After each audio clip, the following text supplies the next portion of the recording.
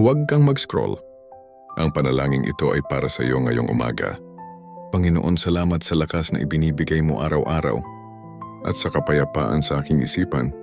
Sa umagang ito, lumalapit ako sa iyo ng may pusong mapagpasalamat. Naway patnubayan mo po ako sa lahat ng panahon.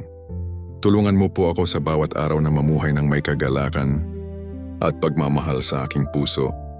Panginoon, patawad po sa lahat kong pagkakamali at pagkukulang sa iyo.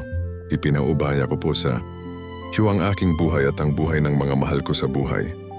Naway maghari ka sa aming mga puso at manguna sa bawat hakbang ng aming pamumuhay dito sa lupa.